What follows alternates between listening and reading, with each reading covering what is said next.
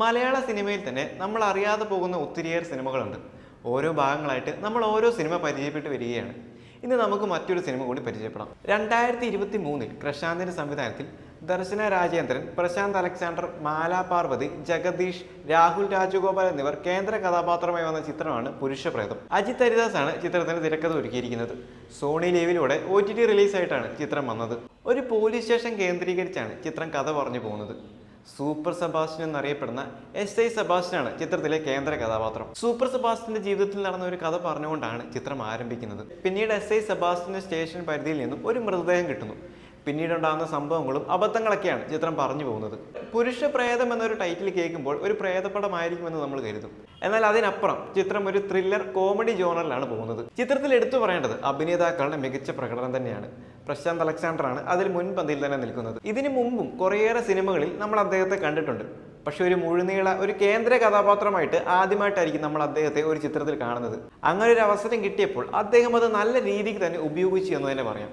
അതുപോലെ തന്നെ എടുത്തു പറയേണ്ടതാണ് എന്തിനും ഏതിനും SI സെബാസ്റ്റ്യന്റെ കൂടെ നിൽക്കുന്ന ദിലീപ് എന്ന ജഗദീഷിന്റെ കഥാപാത്രം. അദ്ദേഹവും ആസ് യൂഷ്വൽ എല്ലാ സിനിമയിലെയും പോലെ തന്നെ ഇതിലും മനോഹരമായിട്ട് തന്നെ ചെയ്തിട്ടുണ്ട്. പിന്നെ പറയേണ്ടത് ദർശനയുടെ പ്രകടനമാണ്. അവരും അത് മനോഹരമായിട്ട് തന്നെ ചെയ്തിട്ടുണ്ട്. പ്രശാന്ത് അലക്സാണ്ടറിന്റെ കഥാപാത്രത്തിലേക്ക് വന്നാൽ, അതായത് SI സെബാസ്റ്റ്യന്റെ കഥാപാത്രത്തിലേക്ക് വന്നാൽ, ഡയലോഗ് ഡെലിവറിയിലടക്കം അദ്ദേഹം കാണിച്ചിരിക്കുന്ന ഓരോരോ പുതുമകൾ നമ്മളെ സിനിമയിലേക്ക് ഒത്തിരിയേറെ ആകർഷിക്കുന്നുണ്ട് എന്ന് തന്നെ പറയാം. സിനിമ കണ്ടു കഴിഞ്ഞാലും നമ്മുടെ മനസ്സിൽ തങ്ങി നിൽക്കുന്ന ഒരുപാട് കാര്യങ്ങൾ ചിത്രത്തിൽ ഉൾക്കൊള്ളിച്ചിട്ടുണ്ട്.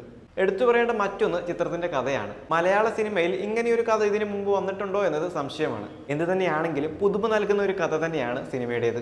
അതുപോലെ എടുത്തു പറയേണ്ടതാണ് ചിത്രത്തിന്റെ പശ്ചാത്തല സംഗീതവും സിനിമാറ്റോഗ്രഫിയും. വളരെ മനോഹരമായിട്ട് ഓരോ ഫ്രെയിമും ഒരുക്കി വെച്ചിട്ടുണ്ട്. പ്രത്യേകിച്ച് ഓരോ ഫ്രെയിമിലെ ലൈറ്റിങ്ങും സിനിമ കാണുമ്പോൾ നമുക്കത് പ്രകടമാണ്. ചിത്രത്തിലേക്ക് വരുമ്പോൾ കോമഡി മാത്രമാണ് എന്ന് പറയാൻ പറ്റില്ല. അതിനൊപ്പം ചിന്തിക്കാനുള്ള ഒരുപാട് കാര്യങ്ങൾ സംവിധായകൻ ചിത്രത്തിൽ ഒരുക്കി വെച്ചിട്ടുണ്ട്. സമൂഹത്തിൽ നടക്കുന്ന ഒട്ടനവധി കാര്യങ്ങളും ചിത്രത്തിൽ സംവിധായകൻ പരാമർശിക്കുന്നുണ്ട്.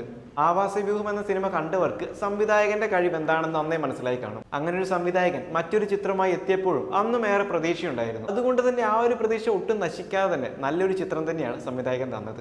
ഒരുപക്ഷെ മലയാളത്തിൽ അണ്ടർറേറ്റഡ് ആയി കിടക്കുന്ന ഒരു ചിത്രം കൂടിയാണ് പുരുഷപ്രേതം. OTT റിലീസായി വന്നിട്ടുകൊണ്ടും അധികം ആരും തന്നെ ഈ ചിത്രത്തെക്കുറിച്ച് അറിഞ്ഞില്ല. അതുകൊണ്ട് തന്നെ ഈ ചിത്രം അറിയാത്തവർ ഇനിയും ഉണ്ട്. ഈ ഒരു ചിത്രം കണ്ടവരാണ് നിങ്ങളെങ്കിൽ തീർച്ചയായും നിങ്ങളുടെ അഭിപ്രായം രേഖപ്പെടുത്തുക. ഈ ഒരു ചിത്രം കണ്ടിട്ടില്ലെങ്കിൽ തീർച്ചയായും ഒന്ന് കണ്ടു നോക്കാനായിട്ട് ശ്രമിക്കുക. ഒരിക്കലും ഈ ചിത്രം നിങ്ങളെ നിരാശപ്പെടുത്തില്ല. അപ്പം മറ്റൊരു അണ്ടർറേറ്റഡ് മലയാള സിനിമയുടെ വിശേഷവുമായി മറ്റൊരു വീഡിയോയിൽ വീണ്ടും കാണാം.